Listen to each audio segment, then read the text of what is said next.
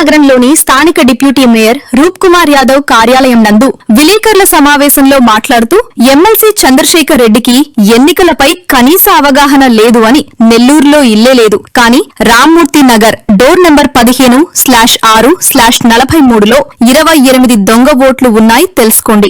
SIR ప్రక్రియలో ఓట్ల తొలగింపు ఉండదు.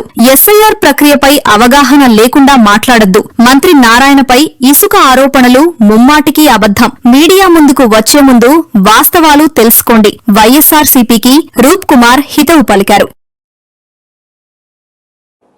చంద్రశేఖర్ రెడ్డి గారు నెల్లూరులో జరుగుతున్నటువంటి ఎస్ఐఆర్ స్పెషల్ ఇంటెన్సివ్ రివిజన్ మీద, అదేవిధంగా ఇసుక మీద, 2 అంశాల మీద ఇద్దరు దాదాపు సుదీర్ఘంగా మాట్లాడటం జరిగింది. ఈ సందర్భంగా గోవర్ధన్ రెడ్డి గారు, మీరు పాపం చంద్రశేఖర్ రెడ్డి గారు వచ్చి మీకు ఏమి చెప్తే అది నిజం అనుకోని, చంద్రశేఖర్ రెడ్డి చెప్పేది వాస్తవాలని అనుకోని ఆయన చెప్పిందల్లా ఆయన్ని పక్కన కూర్చోబెట్టుకొని మీడియా ముందు మాట్లాడుతూ ఉన్నారు. ఒక్కసారి దాంట్లో వాస్తవాలున్నాయా, నిజాలున్నాయా, ఒక జిల్లా పార్టీ అధ్యక్షుడిగా, ప్రతిపక్ష పార్టీ అధ్యక్షుడిగా నేను ఇది మీడియా ముందు మాట్లాడొచ్చా లేదా అని తెలుసుకొని మాట్లాడమని చెప్పి కాకాని గోవర్ధన్ రెడ్డి గారికి ఈ సందర్భంగా తెలియజేస్తున్నా. ఇకపోతే చంద్రశేఖర్ రెడ్డి గారు, నేను అనేక సందర్భాల్లో చెప్పా, పాపం చంద్రశేఖర్ రెడ్డి గారికి రాజకీయ అనుభవం తక్కువని మరొకసారి నిరూపితమైంది. నిన్న నెల్లూరులో జరుగుతున్నటువంటి ఎస్ఆర్ మీద అనేక రకాలుగా గౌరవ మంత్రివర్యులు నారాయణ సార్ మీద, తెలుగుదేశం పార్టీ మీద అనేక రకాల ఆరోపణలు చేయడం జరిగింది. అయ్యా చంద్రశేఖర్ రెడ్డి గారు, మీరు చేసిన ఆరోపణలో ఏ ఒక్క ఆరోపణైనా నిజముందా అని చెప్పి సందర్భంగా అడుగుతున్నా. తెలుగుదేశం పార్టీ బిఎల్ఎల్ దగ్గరే ఫారాలన్నీ ఉన్నాయి, ఫారాలు ఓటర్లకు అందట్లేదు,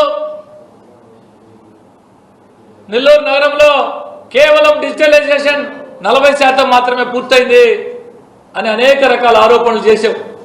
ఈ సందర్భంగా సూటిగా చంద్రశేఖర్ రెడ్డి గారిని, చంద్రశేఖర్ రెడ్డి గారి పక్షాన మాట్లాడుతున్నటువంటి జిల్లా పార్టీ అధ్యక్షుడు కాకాని గోవర్ధన్ రెడ్డి గారిని నేను సూటిగా అడుగుతూ ఉన్నా.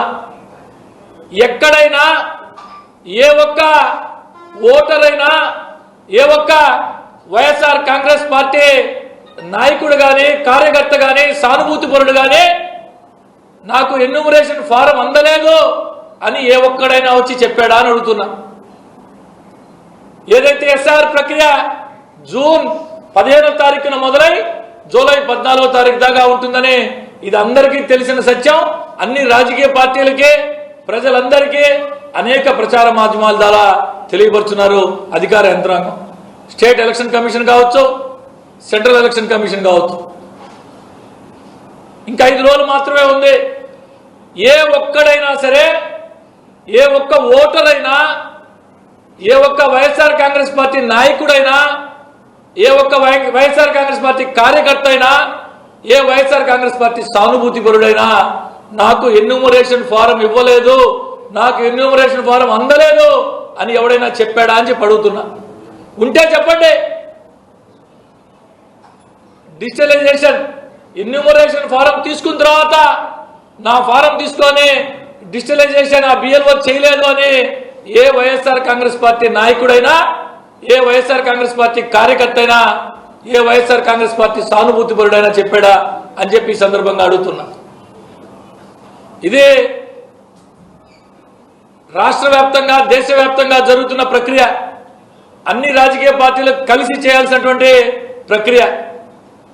అనేక సందర్భాల్లో మా గౌరవ మంత్రి గారు మమ్మల్ని డైరెక్ట్గా మాట్లాడినప్పుడు కావచ్చు, మాతో టెలికాన్ఫరెన్స్ మాట్లాడినప్పుడు కావచ్చు, ఏ ఒక్క ఓటరు, అర్హుడైనటువంటి ఏ ఒక్క ఓటరు, నెల్లూరు నగరంలో నివసిస్తున్నటువంటి ఏ ఒక్క ఓటరు కూడా